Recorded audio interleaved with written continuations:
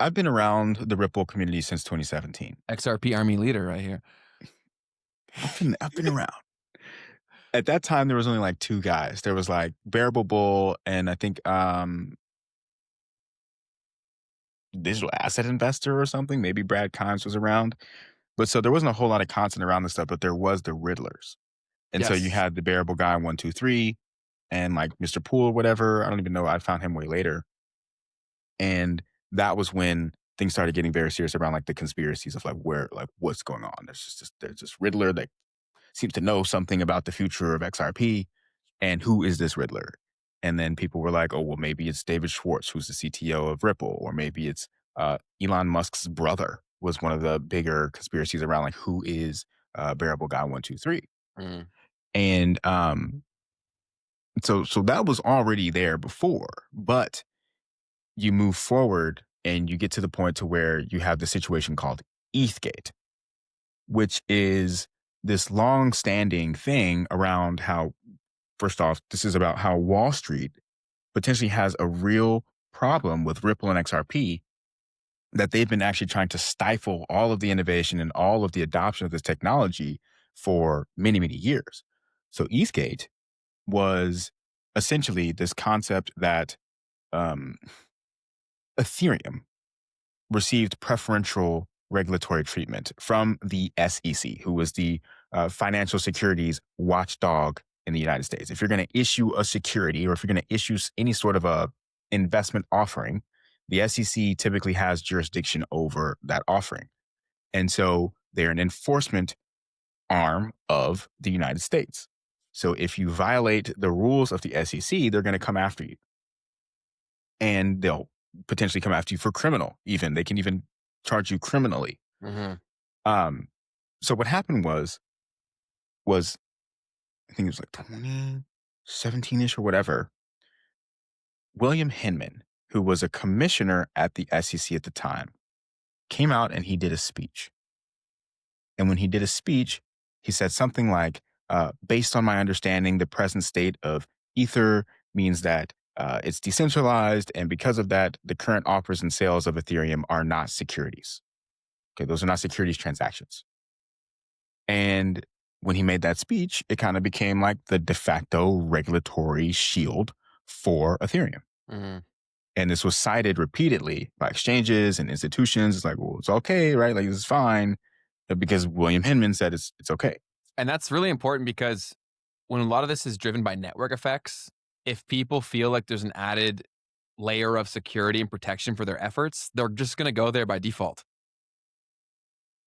100%. 100%. And that's what is it. And it comes up later how that works too. So this allowed ETH to trade freely with no other issues, right? Like no SEC scrutiny at all whatsoever. And in 2017, you had like the ICO projects popping up left and right, and the SEC's coming after all these people that are raising money. You had TI, you had Kim Kardashian, and they're all getting sued and stuff. And Ethereum technically didn't have that much of a different release structure, to be fair. It was an ICO. It just happened a lot earlier, right? Before the SEC was actually paying attention to this, before there was millions and millions and millions of dollars being raised.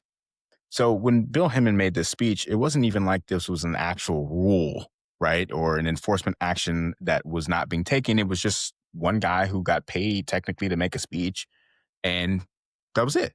Mm-hmm. And he came out, right, and was like, well, look, this wasn't my official opinion as a commissioner of the SEC. This was just my personal opinion at the time. So eventually, on Jay Clayton's final day in office as the chairman of the SEC, this was 2020. Oof. Mm-hmm. He goes out and he files a lawsuit against Ripple. And so this was a little bit of an issue because it was like, okay, well, why on the last day in office did he go after Ripple in particular? Right? Super strange. Super wild. There's tons of different projects. There's way too many. If you go down the list, right? I mean, technically, so here's the thing about it. How you can't go out and you can't really sue Bitcoin. Yeah. Who are you going to sue? when it comes to Ethereum, there is technically an organization called Consensus that Mm. you could go after, but they skipped that one and they went to Ripple. And so at that point, everybody was like, okay, wait a minute. Like, what's going on here? It came out later that Hinman, William Hinman, who was a commissioner at the SEC before all of this, had ongoing ties to a law firm called Simpson Thacher. Okay. And they were deeply involved with Ethereum aligned entities such as the Enterprise Ethereum Alliance.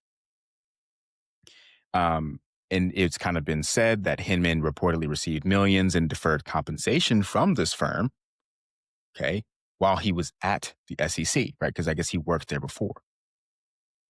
And so basically, there was some ethics officials at the SEC that warned William Hinman about the potential conflicts of interest related to this, right? Because this law firm that he worked with was very close with Ethereum, and he was like, well, whatever. Anyways, he still made that Ethereum speech, and there was no real ramifications for this like free pass that he gave Ethereum. So just to be clear here, Ethereum in early 2014, they did an ICO. And technically, all of the development that was happening from the few founders that came together to make Ethereum. So they went out and raised money from the public. There was no enforcement action. They get this informal regulatory blessing from William Hinman. And then XRP, on the other hand, which was created in 2012, um, some people would say it was kind of getting distributed through sales to institutions. In 2020, ended up getting sued by the SEC, saying that XRP is an unregistered security. Now, that is the contrast here that made people say there's something going on, and this is what ETHgate is all about. It felt Mm. like Ripple was being targeted because they're not just another token issuer, but because they're actually trying to completely rewire the entire global financial system. And because of that, Wall Street potentially needed to take action and prevent this from happening. Yeah, that there's so many angles to the story that makes it very compelling, and it's also pretty hard to argue a lot of these things in terms of the optics of it, right? Like why Ripple? Like it does leads like give some credence to the conspiracies that these people are pushing.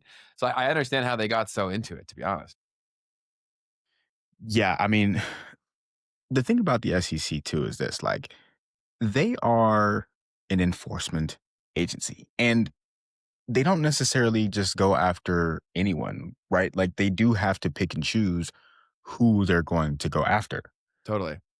And usually the agency is going to focus in on using its resources on the largest, most visible participants in the securities industry. So anyone who's basically raising the most money is going to get the most attention from the SEC. And once the SEC starts scrutinizing a firm or an individual, they're going to do these investigations that can take a long time. And at that point, right, they're going deep into everything you're doing because you just raised a few $1 billion. So they're going to look at Mm. every little thing that you're doing, looking at every little line. And it's like, okay, at some point, You're gonna find something. you're going to find something. No, totally. And so even little minor technical violations can turn into a serious enforcement action once they've decided that they wanted to investigate. Because also a lot of these things, which is why it's so frustrating with a lot of these government entities, is that there's so much vague language in terms of the rules there, where it gives them so much power over a situation, right? So then that brings in social implications of, oh, do you have like do you have a vendetta against someone? Is there something that's driving this? Like it gives people so much power. If you're enjoying this, then you would really enjoy the full conversation, which you can find by clicking the link in the description down below. But for now, back to the clip. Yeah, and it's like once again, it's like this is an enforcement agency too. So in general, even when you look at like police, right? Like you've got the law itself, but then you've got the police officer's interpretation of that law. You've got that local, state or counties like ordinances that they Mhm. have that they can come in and create and change on a dime because it's not the law. And so that's kind of where the SEC sits. They get to like create their own little rules and make these updates and say, oh, by the way, this is illegal. Uh, and then from there, they can kind of take action against you. And this was the big problem with that everyone had with the Biden administration. And what was happening with the SEC under the Biden administration was that they were doing what people call enforcement, no, excuse me, regulation by enforcement, right? So instead of there being clear rules around what to do with crypto and this blockchain technology, they would go out and they would sue people. And they would say, Lovely. okay, this isn't legal, Yeah. by the way. And it's like, that's how we're going to come up with the rules is by telling you what's not okay. That's Like, also why there's so much social stigma against crypto too, right? Was a lot of mhm, these actions did not help us speak to the credibility of it. And ironically, it should have made people more curious, in my opinion. Whenever someone tries to suppress something, why are they doing that? Right. And so I'm sure that the people who dug more into XRP, like that was the thread that they pulled. Because if you, we talk about this all the time where most people are having the wrong conversations about crypto. Whenever they hear crypto, they don't think changing financial system, they think shitcoin, right? yeah, Or NFT project that was dramatically overvalued. So it wasn't good for the industry for sure. most definitely. You get all kinds of issues when uh, you see Kim Kardashian too, right? Like these people that Not the don't best look up look. to too much, and they're shilling ETH Max is what I think it was called, and it was ETH just like, man, Max. what is going on? um, but so yeah, so when you have the SEC saying uh, they want you and they like you, they're gonna come and get you, and the thing is, they're gonna take this route, right? So they're gonna say, all right, we found something. Here you go. Here's the case that we have against you. Would you like to settle? Or would you like to Mm. go to court? And so now it's like, here we go. We got these guys coming up and saying, I can make this all go away for I hate you. that about your guys' legal system, man. Is there's so much of that. It's Yeah. present in every legal system, but you guys love to sue each other so much. Where Mhm. and also I hate it sucks how the optics of it because sometimes it'll just make too much financial sense not to settle something, but then there's also the implied guilt associated with settling something, Yes. right? Where it's just like, no, this is just the right economic decision, and these fuckers know that, which is why they came after us in the first place. Exactly. Um, so it's pretty rough because yeah, you're gonna have to admit guilt. Sometimes if it's a criminal case, then you're definitely gonna have other issues where you might get like barred from being able to issue securities or even play in the investment world at all. Mhm. And then if it's just a civil suit, still, you're gonna have to pay the fines that they're gonna say that you need to pay, restoring any money to investors in case that's what needs to happen as well. And so the thing about it is that the issues that arise is as a business owner that's trying to grow their business, if I'm Ripple and I'm trying to expand my mission, like that's what my day is. I'm running a business, right? Now you're telling me that I have to deal with the SEC every single day That's a for great the point next too. how long? It cripples you so much. So it's like, I don't know how long this is going to take. And no one wants to I'm trying touch to you grow my all. business. Yeah, yeah, no one wants to touch you when you're in an active investigation. No one wants to do business with me. And I have to decide, am I just going to just pay this fee and make it go away? Or am I going to put up, in Ripple's case, over $100 million trying to Yeah. fight this case? And so, for a lot of people, it's just like, forget it. I'm just going to give them this money, make it go away. I'll take my 2 years to not be in this space or whatever I need to do. It's cool. But Ripple, on the other hand, decided to fight the case.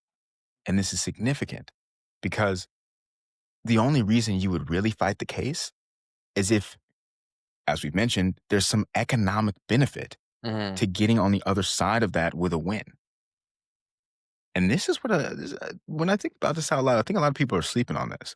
Like Ripple invested $100 million in seeing through that XRP was not labeled a security instead of just taking a settlement and It going was that away important. and moving forward. It was that important. It was that important that they took 2, 3 years fighting this case, going through an appeal that the SEC tried to do after they had already gotten the ruling, right? And um, and all of this is because they knew that they had the opportunity to set the precedent for what is an asset what is a security versus a commodity in the space. And so they achieved that mission. 2023, the first, I believe, ruling was made, preliminary ruling. Maybe it was late 2022, something like that. And the Securities and Exchange Commission, or the judge ruled rather, that XRP itself is not a security, but that the transactions that Ripple made with the institutions that it was selling uh, XRP to off of the markets, those were securities transactions, and they had to Mhm. pay penalties for that. So once again, the SEC tried to appeal that decision. They were like, "No, this is a security," and they lost. Basically, that appeal ended up getting dropped, I believe, earlier this year. And so, and I got to talk about what Cross Central just said real quick because this is super real.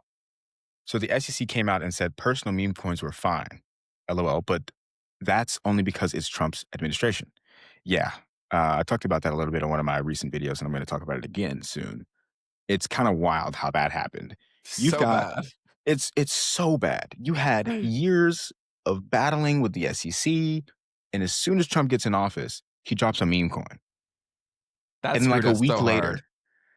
you said what? That screwed us so hard because all the people who got burned from Trump, Coin, and Melania, they probably would have participated in crypto a lot more. Mm. And Oh, for now sure. and now they're like, "Oh, screw this." Where it could have started a cascade where I think we could have seen an altcoin season around that time had that not happened, to be honest. Think of like how much money that they would have made quickly, which would have made them double down rather than like now that this is just one Mm. and done, they're cooked. They're never touching this thing again. So a week later, the SEC came out and said, by the way, meme coins are collectibles and it's totally fine.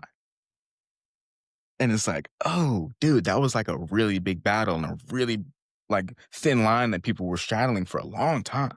Mhm. And they just came out a week after that and said it was cool. So I was like, oof, that's well,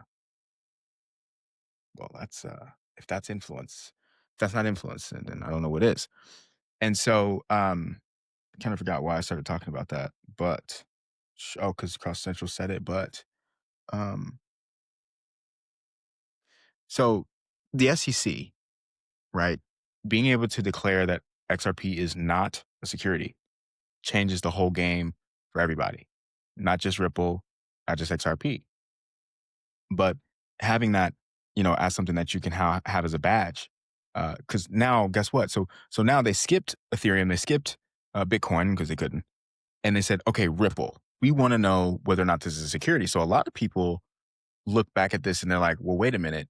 Technically, Jay Clayton might have done Ripple a massive favor because he basically gave them they now are the only company that has a digital asset that has clarity. Mhm. You have President, which allows others to kind of like be under that umbrella, meaning that if the enforcement action that's now been determined that's not a security, if anyone looks like that, then that can be used in case law as support or evidence in that case to say this is not an example of a security.